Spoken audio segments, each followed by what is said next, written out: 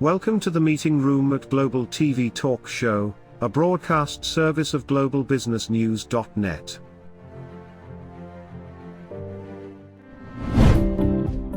This episode from the meeting room of Global TV Talk Show is brought to you by The Bridge School, the accredited international online private school of choice, at bridgek12.org. Porch Light Rental and Destination Services. Reduce your renter lump sum or managed relocation costs.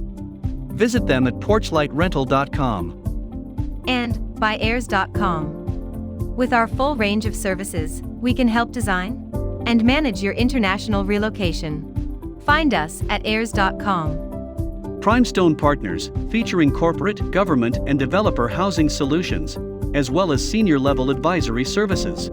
Find them at primestonepartners.com. And by International Auto Source. We are the vehicle experts for expats, featuring all major brands of automobiles with flexible solutions and financing. On the web at intlauto.com. Become a global player in your field.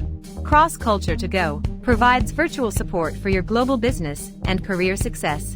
We can help you thrive in 140 plus countries and markets. On the web at crossculturetogo.com.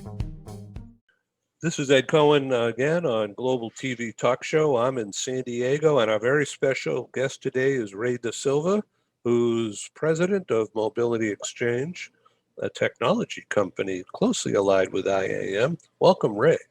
Hey, thank you, Ed. Good to see you again. Good to see you. So, peak season is around the corner. No, it's here. It's here. And shortages and companies opening up. And although some companies employers have not stopped sending people on business trips or even assignments, particularly energy companies, it's really taken off now, isn't it? Yeah, you know, what's been happening though, even during, let's say the non-peak, the domestic activity has been very strong, especially in the United States. So the pandemic caused a number of things to happen, which put people into motion. So people found out that working from home was a possibility, and they found out that they didn't necessarily have to live in the city center or near work. They could live where they wanted to live and still work. And it just kind of accelerated that. So domestic moving and local moving has been very, very strong. And now as we start to ease a bit, it's getting even stronger. And along with that comes a bit of a perfect storm in terms of capacity issues, which are affecting the industry and our customers. Amazing, isn't it? So many people wanting to move domestically, and now combined with the relocation, the business of relocation. So we'll see how all that happens. Let's talk about Mobility Exchange and the trusted feature that you offer. The brand. Like the brand. And now I read that there was one featured on LinkedIn this morning about a company, a person in Singapore area. Yeah. So tell us how that works. Is that something you bequeath on someone, or do they have to fit certain criteria first? Well, we're working on it at several different levels. And one of the things, and you just mentioned the peak season, one of the features of the peak season, it happens almost every year, is that you start to see news articles, maybe even TV news articles, showing a family in an empty room and they've been swindled by some movers, and you know the story, right? And it occurs every peak season because people have been swindled by cowboys, I call them. They're not professional movers. So the IAM said, how do we differentiate between movers and those that have really invested in infrastructure, in training, in facility and resources and people to really become professional companies? And the brand that they came up with is IAM Trusted. So when you ask, is that conferred on a person or a company and all that? And the answer is yes. So the first phase of it was to come up with a designation called IAM, Trusted Moving Specialist. And so we leveraged the IAM learning platform, created standardized training for customer service people. We call them move coordinators. They're the link between the customer, understanding their needs, their requirements. They do the needs analysis and they translate that into operational language so that the rest of the team knows what is expected and how to exceed those customer expectations. We've turned that into a training program complete with assessments. And so if a person subscribes to the program and completes the requirements and passes the assessment, then yes, they receive this designation, IAM Trusted Moving Specialist. And we also have a designation called IAM Trusted Military Moving Specialist, because those requirements are indeed special. Our military members in uniform who serve our country, they should be treated very specially, and that's what this course teaches. Then we expect to have a progression where we will move to something called IAM Trusted Moving Professional. What is that? Well, now you graduate, you've done the requirements to become a moving specialist, you understand the business, you have some experience now under your belt, and now you're starting to get into more areas of professionalism.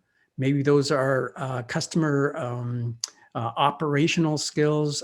They could be financial skills. In other words, you've plotted a career in the moving industry. And again, I go back to this idea that people have a dim perception of the industry. How do we improve that perception of professionalism? And that's what this is designed to do. If we have knowledge, if we practice that knowledge, if we become adept at serving our customers through a standardized, understood way, then can we be perceived as a profession? That's the ultimate goal. Yeah. So specialty in packing or in storage, are those also categories? So we haven't attacked the operational angle yet, other than we have a course on professional image. So when you start to get into the technicalities of how do you pack, how do you wrap, how do you load, that is a craft. It's a profession. Yeah. And we have stayed away from that just for now. Yeah. But a lot of this customer satisfaction in a move comes not only from that professionalism and technical proficiency, but it comes from attitude. It comes from presentation. It comes from courtesy and empathy. And that's what our course on professional image teaches. So the answer to your question is we're hitting every single angle. If the person touches our customer, or even if they don't, look at somebody in accounting. You could work for years to gain a customer and have a loyal customer and ruin it all if you don't invoice correctly and if you're rude in your communications from the accounting department. True? Yeah. So they need that knowledge and empathy as well. People who are moving are going through a stressful time. There's lots of things going on. And if we can teach this, and we do, which is to understand why they're moving, understand what causes these triggers of emotions. And when you do lose something that is a particular value to you, why does a customer act the way they do? And how can we respond with empathy and professionalism? We interrupt this broadcast to bring you a timely announcement. Hi, I'm Sergey Gorbatov. I'm Angela Lane. Together we're researchers, writers and practitioners in the field of human resources. And we've also been multi-country, multi-assignment career expats. We owe our professional development and growth to a very large extent to the international assignment opportunities that we have had.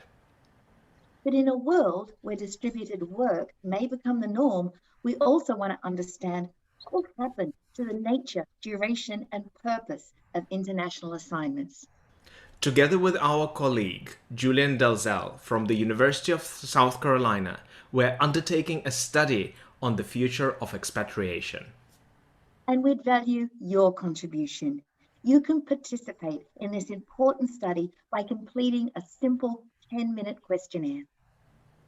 Access the questionnaire by typing in your browser tinyurl.com/expert study. That's tinyurl.com/expert study. You can also find the link here on Ed's website next to this video. Thank you for joining us in this study. In return for your contribution, we'll provide you with a copy of our research. And of course, you'll be invited to an exclusive webinar hosted by Ed, where we will share our findings right here on Global Business News. And so please go to tinyurl.com/expat study. Take the survey so that we can better understand the future of expatriation.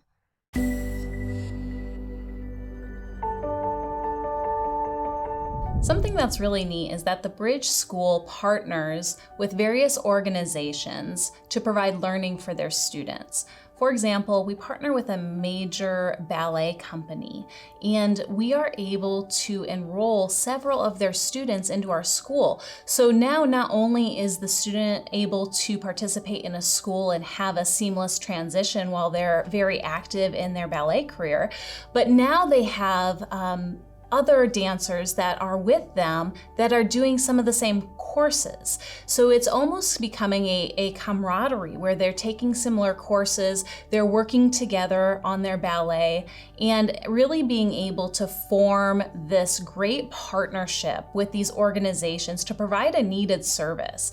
A lot of times there are student athletes who will spend hours and hours at the gym or at the basketball courts, wherever it is. And if they're attending a traditional school, they're in school from 8 to 3. They get a quick snack, and then they're at the gym for 3 to 4 hours in the evening.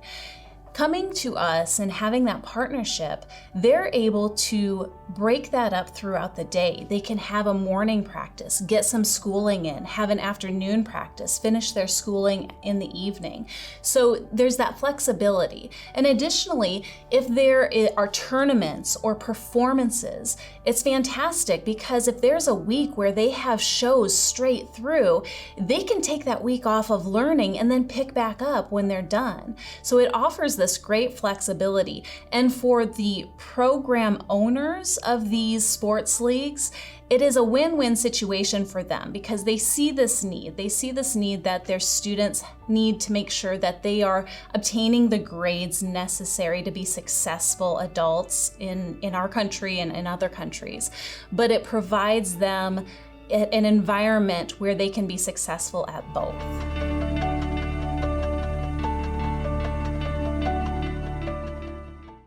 So about the media, I don't know where it was, Wall Street Journal, I think it was, or Forbes recently. The story was, where's my furniture? So honesty of the situation, shipping situation, particularly now with whether it's a blockage in the Suez Canal or or what, telling the customer, you're not going to see your goods for 30 days, but maybe in 2 weeks. Well, there's two issues here, Ed. One is that a lot of these stories are perpetrated by companies that are not part of the professional moving industry. I mean, let's face it, the barriers to entry to call yourself a moving company, they're pretty low. Yeah, you and I could rent a truck tomorrow and we're in the moving business, right? It's not tough to get into it. And unfortunately, there are unscrupulous operators who prey on consumers, especially at this peak time. So imagine what happens. We have seasonal capacity issues. You call up your favorite mover and he says, I'm sorry, Mr. Smith, we can't get to your move for another 3 weeks. So now you start going down the list and you call all these other movers and they're saying the same thing. All of a sudden you call one of them and they say, yeah, we can do it. Not only that, we've got a great price for you. So you get into this path, it's too late after they've picked up your goods to find out that you have been swindled. That's what some of those stories are about. That's one side of it, right? The other side is the capacity issues that you're talking about. We're in a very unique time right now. Some of that has been caused by the pandemic. You know, I talked recently in an article about the skyrocketing shipping, the ocean shipping rates. A container, a 40-foot container that used to cost around $3,000 from China to the East Coast is now approaching $15,000, just the raw freight cost. There's no packing, there's no service, there's nothing. It's just the freight cost. That's how far it's gone. And it's happened in such a accelerated time frame that no one has had a chance to react to it. And on top of those prices, even if you're willing to pay $20,000, there's capacity issues. You might not even be able to get a booking. And that's what you're talking about. You're sitting in your empty house for 30 days waiting because of port congestion at Long Beach. This is happening right now. This is true. Okay. So there's two stories here. One is unscrupulous operators who are causing delays and pain for consumers unnecessarily because they've been swindled. And then there's another side of this, which is professional movers are struggling. They're struggling with labor shortages. They're struggling with packing material shortages. Ed, did you know that there's a packing material shortage happening right now? No way. Okay, let me try to explain it to you. Do you know what happened during the pandemic? Online shopping went up billions. Amazon hit payday. And have you ever noticed when you receive a package from Amazon, it's overpacked. It's inside the carton is another carton and it's surrounded by all these things. It's overpacked because they're shipping individual items, right? That boom in online sales, and I mean boom in online sales, has triggered a cardboard shortage. And so the packing materials costs have risen by 30 to 50%. That's what we're struggling with right now. And we're also dealing with shortages in lumber. Did you know we have a lumber shortage? Is that because they're not chopping down trees? It's because, this is very curious, there has been a boom in home renovations. So what's happened is we're all working from home. And so as we're doing that, we're saying, okay, well, let's make it a bit more comfortable. I'll buy an office chair and that renovation I've been putting off over there, I'll build that deck. Lumber has just gone through the roof. It's really funny how little things can affect, when an entire country is facing the same thing, like all online sales, the boom in online sales. Do you know I ordered a washer and dryer 4 weeks ago and they cannot give me a shipping date yet? When did this ever happen? Is this just from Home Depot or Lowe's or something? Or? This is from an appliance dealer, but Home Depot is having the very same issues. And did you know there's a computer chip shortage? Have you heard of that? Oh, because of problems with China? Problems in Taiwan, actually, but regardless of the problems. And part of it was pandemic related, and it had to do with worker shortages or shutdowns at the factories. But other aspects of it had nothing to do with that. There is a computer chip shortage. And you know what's happened? A computer chip is part of almost any home appliance or gadget that you have right now. Yeah, it's obviously in your phones, but it's also in your washing machine. And do you know how many computer chips are in a car? So the prices of cars have skyrocketed. In fact, the prices of used cars have gone up. We're getting a little off topic, but it's all related. So the wheels are turning here that, okay, there's a business in buying old stuff and taking them apart and get that chip out. Well, I think you brought out a very good point. Whenever there are challenges, and we're all facing challenges, and we're coming out of the pandemic, it seems. We see some light at the end of this tunnel. We're starting to feel good about it, right? But it's causing all of these reactions. Whenever these kind of challenges develop, entrepreneurs will see opportunity. Those that understand and can anticipate some of what's happening in the market, yeah, and take time to understand it, can exploit it. And by exploit, I mean provide a very much a needed service to their customers by creative thinking, innovation, and responding to the moment. Well, Ray daSilva, this has been a brilliant, fast conversation with you. We have to run. In summary, how do you think things are going to work out this summer with corporations beginning to relocate people? Yeah, so the U.S. military right now, which is the biggest shipper of household goods in the world, is dealing with this very same problem as our corporate accounts and private consumers. We're all stuck in this together. So what I've advised everyone is have understanding, have patience.